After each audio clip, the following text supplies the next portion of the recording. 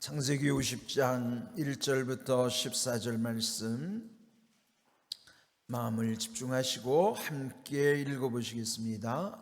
요셉이 그의 아버지 얼굴에 굽으려 울며 입맞추고 그 수종드는 의원에게 명하여 아버지의 몸을 향으로 처리하게 하며 의원이 이스라엘에게 그대로 하되 40일이 걸렸으니 향으로 처리하는 데는 이 날수가 걸림이며 애굽 사람들은 70일 동안 그를 위하여 곡하였더라. 곡하는 기한이 지나매 요셉이 바로의 궁에 말하여 이르되 내가 너희에게 은혜를 입었으면 원하건대 바로의 귀에 아뢰기를 우리 아버지가 나로 맹세하게 하여 이르되 내가 죽거든 가나안 땅에 내가 파놓은 묘실에 나를 장사하라 하였나니 나로 올라가서 아버지를 장사하게 하소서. 내가 다시 오리이다 하라 하였더니 바로가 이르되 그가 네게 시킨 맹세대로 올라가서 네 아버지를 장사하라. 요셉이 자기 아버지를 장사하러 올라가니 바로의 모든 신하와 바로 궁의 원로들과 애굽 땅의 모든 원로와 요셉의 온 집과 그의 형제들과 그의 아버지의 집이 그와 함께 올라가고 그들의 어린아이들과 양떼와 소떼만 고센 땅에 남겼으며 병거와 기병이 요셉을 따라 올라가니 그 때가 심히 컸더라. 그들이 요단강 건너편 아닷 타작 마당에 이르러 거기서 크게 울고 애통하며 요셉이 아버지를 위하여 7일 동안 애곡하였더니 그 땅 거민 가나안 백성들이 아닷 마당의 애통을 보고 이르되 얘는 애굽 사람의 큰 애통이라 하였으므로 그 땅 이름을 아벨 미스라임이라 하였으니 곧 요단강 건너편이더라.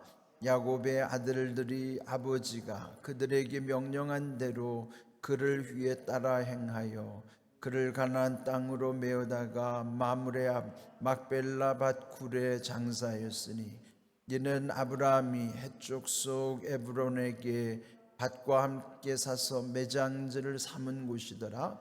요셉이 아버지를 장사한 후에 자기 형제와 호상꾼과 함께 애굽으로 돌아왔더라. 아멘. 이제 마침내 창세기 50장 끝부분에 이르렀습니다.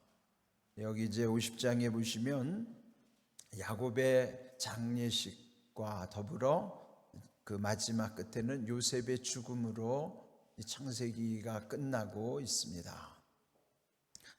오늘 읽은 이 말씀에 보면 그 야곱의 사후 장례식이 얼마나 그 엄청난 또 거대하게 치러지는가.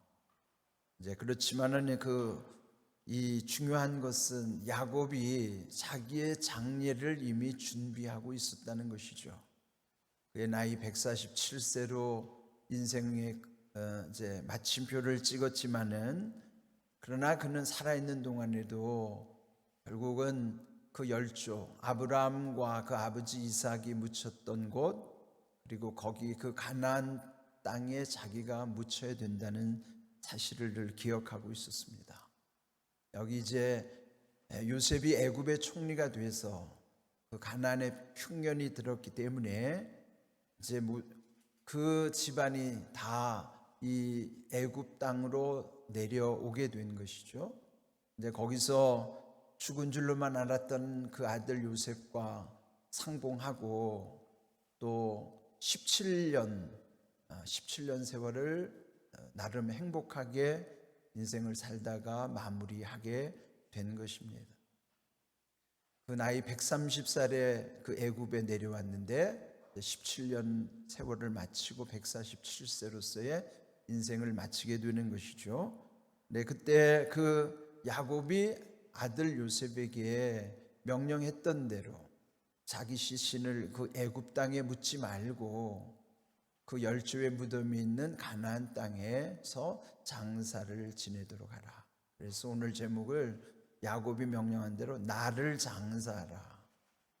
이것은 이제 우리가 살아있는 동안에도 내 죽음을 기억해야 되게 하는 말씀이에요. 우리도 스스로 나를 장사하라 하는 말씀처럼 우리 스스로도 죽음을 준비하면서 살아가는 지혜를 얻는 것이 중요하겠죠. 이 거대한 장례식은 이제 여기 보시는 대로 무려 70일 동안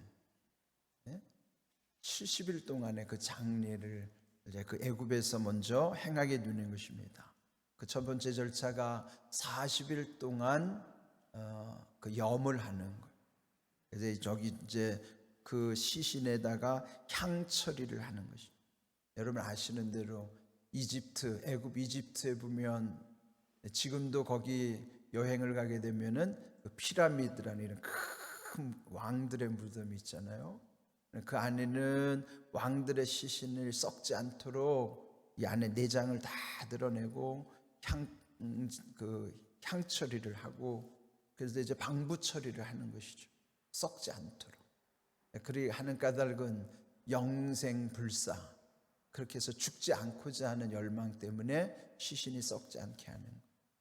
이제 그 덕분에 이 야곱도 비록 죽었어도 육신이 썩지 않도록 방부 처리를 다 하는 거예요. 그 이집트가 거기도 더운 나라니까 시신이 금방 상하잖아요. 근데 그 나라가 장례 문화가 발달해 있어서 썩지 않도록 이 몸을 방부 처리를 하는 거예요. 그래서 이제 애굽에서부터 가나안 땅까지는 무려 직선거리로만 700km, 왕복 1400km를 갔다 와야 되는 거거든요. 지금 가는 길에도 보면 거기서 이제 40일 방부 처리하고 또 30일을 더 곡하는 기간을 가져서 70일 동안 장례를 하게 되는 것입니다. 그리고 이제 그 왕에게 그 아버지의 뜻을 전하니까, 그러면 그 아버지 유언대로 그 가나안 땅에 가서 장례를 하고 돌아오라. 네, 그냥 어떤 외형으로만 보면 여러분 이 사람이 죽음에 대한 집착이 크기 때문에 그 애굽의 죽음의 문화를 생각하면 거기는 묘지도 대단하잖아요. 그러면은 되게 죽어서 그 화려한 묘지에 묻히고 싶은 마음도 있겠죠. 그러면은 웬만한 사람 같으면 그 고향에 돌아가도 비교적 거기는 소박한 무덤인데, 그렇게 아주 치장하고 많은 사람들의 관심을 받는 곳에 묻히고 싶겠죠. 그렇지만 야곱은 그 보이는 대로 화려한 대로 어떤 세속적인 열망으로 자기 인생을 본 게 아니라 하나님의 뜻을 생각합니다. 그래서 결국은 이제 그 아버지 명을 받아 왕에게 제가를 얻고 이제 그 장례 일정이 진행이 되는 것입니다. 근데 이제 다시 오라고 명하는 것은 요셉이 그 나라에서 차지하는 비중이 엄청나잖아요.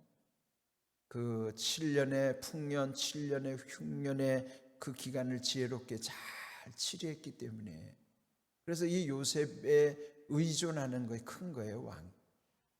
또 이렇게 야곱의 죽음에 대해서 성대한 장례식을 거행할 수 있는 것도 그 아들 요셉의 덕이겠죠.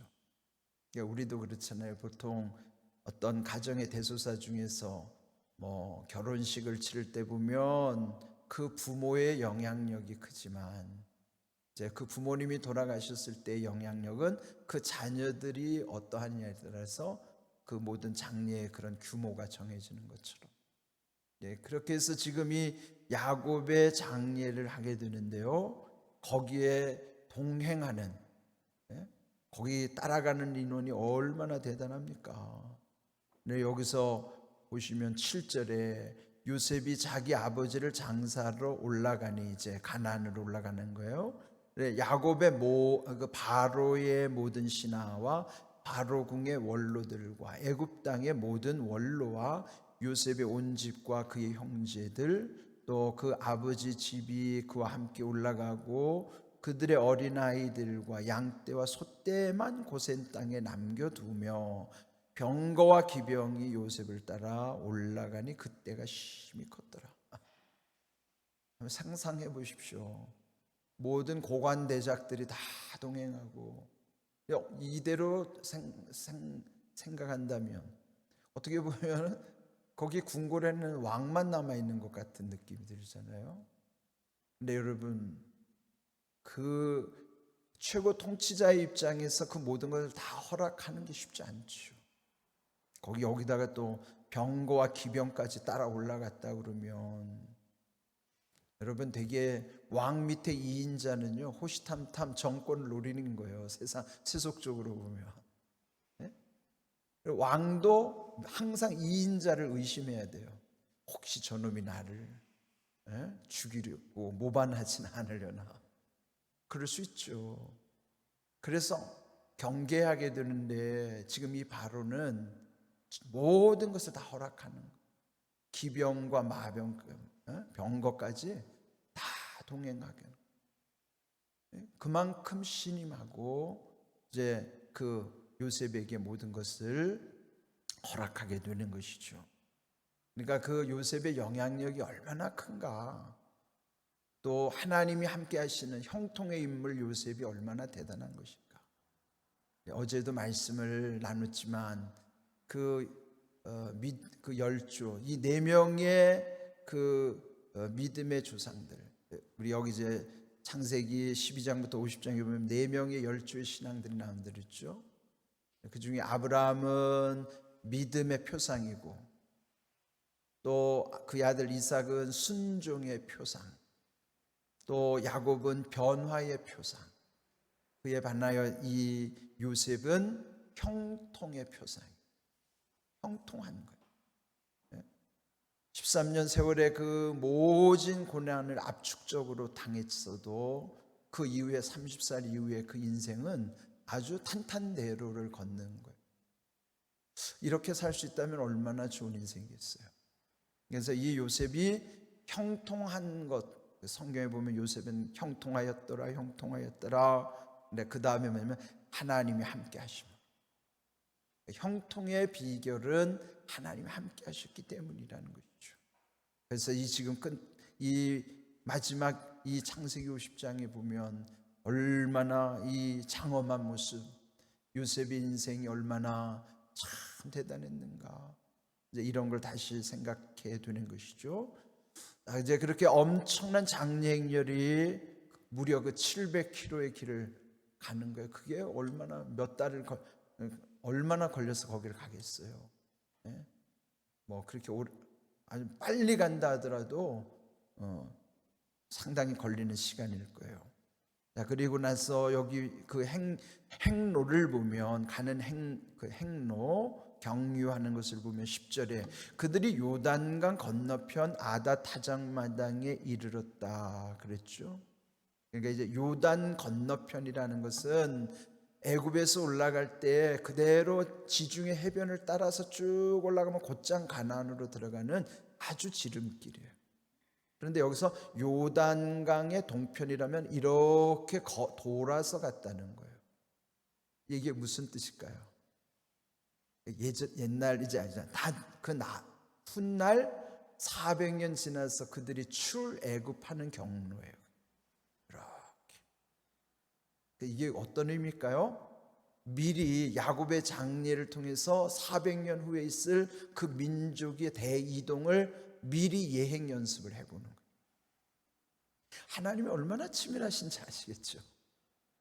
야곱이 자기가 여기서 묻히지 않겠다고 한 것, 요셉도 나중에 자기 뼈를, 나중에 너희들이 이 애굽을 떠날 때 내 뼈를 가지고 가라고, 유고를 가져가라고 유언하죠.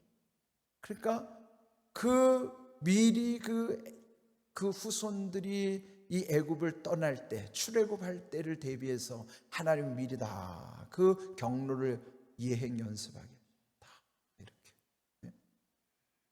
그게 여러분 한번 뭐든지 훈련해 본다는 거, 미리 경험해 본다는 거, 그게 정말 중요한 거예요. 이렇게 하나님이 치밀하게 그 모든 것을 다 계획하시고, 그리고 이제 그 10절 현재 도착에서도 크게 울고 애통하며 요셉의 아버지를 위하여 또 거기서도 7일 동안 애곡하였다 하는 거예요. 그리고 이제 마침내 거기 가나안에 묻히고 그 행렬이 14절 보면은 장사를 지낸 후 애굽으로 돌아왔다.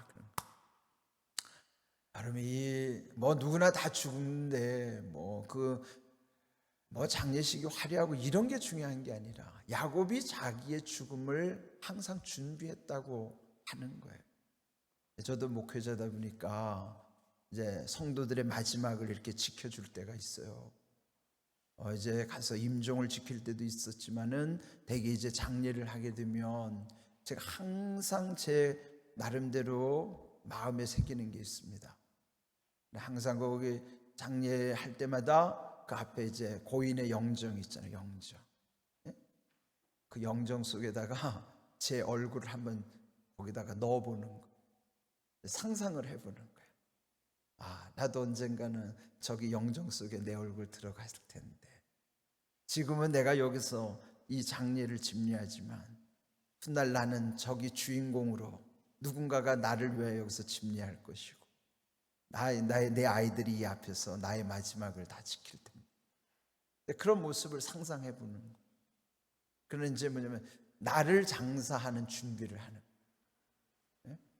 여러분, 이게 진짜 중요한 거예요. 믿지 않는 사람들은 죽음을 말하면 속된 말하면 재수 없다고 그러고 막 싫어하죠. 근데 그리스도인들은 그렇지 않아요. 왜냐하면 죽음은 천국을 통과하는 과정이기 때문에 두렵지 않아요. 그래서 여러분의 일상 속에서도 늘 나를 장사라, 나의 죽음을 준비해야 됩니다. 죽음은 두려운 게 아니에요. 꺼릴 것도 아니고 피할 것도 아니에요. 죽음은 하나님이 예비하신 좋은 거예요. 영원한 안식 속에서 하나님이 이제 이 세상의 모든 수고를 다 끝내게 하시고, 그 천국에서 그렇게 내가 사모하던 하나님 아버지와의 아름다운 만남을 소망하던 대로 그날이 이루어지는 건데 얼마나 좋아요. 그래서 우리 그리스도인들은 죽음을 두려워하지 않고 꺼려하지도 않아요. 여러분도 마음에 기억하십시오. 나를 장사하라. 여러분 스스로가 장례를 준비하십시오. 그것이 지혜예요. 우리 오늘 주신 말씀 여러분 마음에 깊이 새기시고, 날마다 주의 은혜 안에 감사하면서 천국에서 하나님 아버지와의 아름다운 만남을 소망하면서 지금 이 땅에서 우리의 이렇게 아름다운 동행, 그리고 우리의 삶 속에서 자기 일에 손을 놓는 아름다운 퇴장, 그 이후에 아름다운 이별, 그때가 아버지와의 아름다운 만남의 날이에요. 귀한 소망 가운데 날마다 새 힘을 얻는 삶이 되기를 주님의 이름으로 축복합니다. 아멘.